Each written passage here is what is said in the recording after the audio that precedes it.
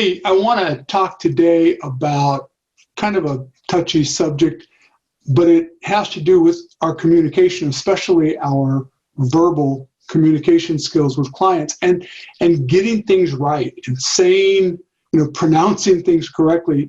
I don't just mean at the event. In fact, I'm going to specifically talk about not at the event. I'm going to give you two examples of things that I've heard recently that I think are kind of a big deal.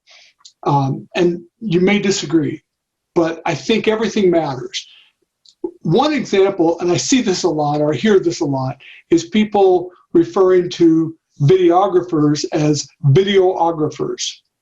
And in fairness, I even hear some videographers saying videographer. But when you're talking as a professional, you need to, the word is videographer. I mean, videographer is the equivalent of saying photographer, right? It's not a word. Videographer is the word. So when I hear professionals use the word videographer, it's to me, it sort of connotes a little bit of a lack of effort at getting it right. And it reminds me of a story. I did a wedding, actually 50th anniversary, about 3 or 4 years ago. And the client had originally come to me just for a photo booth. To make a long story short, to fit in my 1-minute parameter, they, after meeting with me, and it was a date that I was available to DJ on, they asked me if I would DJ the event, but they already had a DJ. It was one of those deals where it was booked through the venue, and I knew who the DJ was, and it wasn't horrible, but I knew not very good. And I asked them why they wanted to switch, and they gave me a lot of reasons. But the one that stood out in my mind is they had a lack of confidence. And the event was only a few weeks out, but they had a real lack of confidence. They had met with this person, and for 50th anniversary, for one thing, they kept referring to them as bride and groom, and that bothered the couple because they just kept saying it's not a wedding. But they, had a questionnaire to fill out like most of us do, and on there they had put down for their first dance, and they had a very specific version they wanted of the Blue Danube Waltz. And so the person doing the planning with them, who, as it turns out, was not even going to be the DJ that was there, but they have a planner in the office. And she said to them, she looked at what was written down, Blue Danube Waltz, and she said, "So the first dance for you is the Blue Danube Waltz?" And the couple first thought she was kidding, and then they said, "But that's the correct song, but it's Blue Danube." And they said that she just kind of went, "Oh, whatever, it doesn't really matter." And they thought, well, that does matter. It does matter to us. And so a couple of minutes later, it came up again, and she again said, Blue Danube Waltz. And they said, it's really kind of important that you get this right. It's Blue Danube.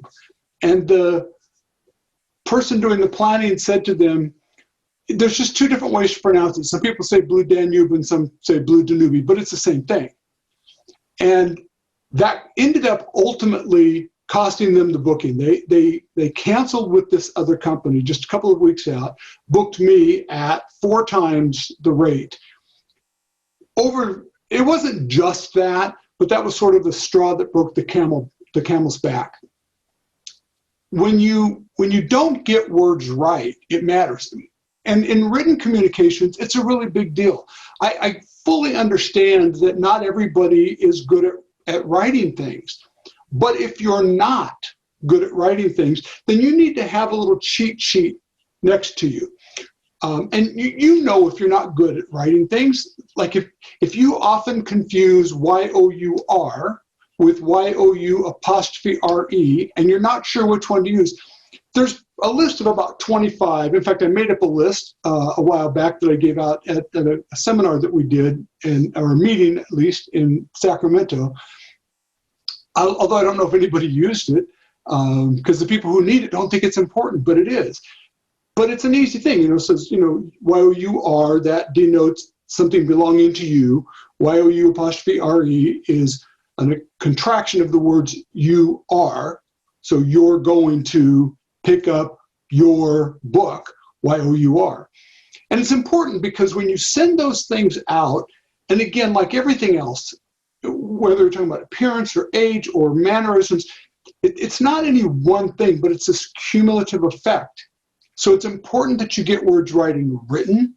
And in fact, if anybody's interested, if you drop me a note on our 1% Solution Facebook group, I'm sure I still have that thing that I wrote somewhere, 25 common mistakes that people make. And, it's usage words like your and your. And, we did a seminar. Somebody actually led a seminar in our group with a PowerPoint talking about how bad our grammar and usage was, and it said something like DJs, but it had DJs up there, DJ apostrophe S, meaning plural, like for DJs, but there's no apostrophe in that. And so that's the headline in the usage seminar. That's kind of stuff that we face. So you have to make sure you pronounce it correctly. If you don't know, if you're meeting with a client and you look at a song or an artist, I'll go way back, and I remember when I first saw INXS, and I'm like, I saw that before I heard what the group was called. I'm like, I don't know how to say that. So I wouldn't want to say to a client, what is INXS? Or if you see SZA, you're like, so you want SZA? Like, you have to know how to say the artist's name if you're going to talk to clients so you don't lose credibility, and write it down. And again, you can send me a private message if you prefer through our Facebook group if you want the 25 common mistakes that DJs make. There's no shame in not knowing, not being a good writer, not knowing this stuff. Different people, some people aren't good spellers, they're just not. Some people are. Some people are good mixers, some are not. We all have our strengths and weaknesses, but it's really important, as Clint Eastwood noted, a man's got to know his limitations, and so do the women. And so we have to know what these things are. And if you're not good at written communication. And so have your high school English major, student at home she's really good at, have her check your writing first, or just a friend. I've offered with a couple of people that are pretty well known who post a lot. I said, before you post, if you want to send it by me, I'm happy, no charge. I'll just check it. And sadly, people don't take me up on that, because the people that think it doesn't matter look at people like me and go, "Oh, you're just a grammar Nazi." But it's much like hearing somebody speak incorrectly. And when you hear somebody, when you're meeting with them and they say, "Yeah, we don't do none of that stuff here," then for me, I go, I don't know that I want that person to represent me on the microphone, because we ain't got none of those. It's not the kind of language. I want to hear somebody who knows the difference between have and got. All right, we got time for one more dance, right?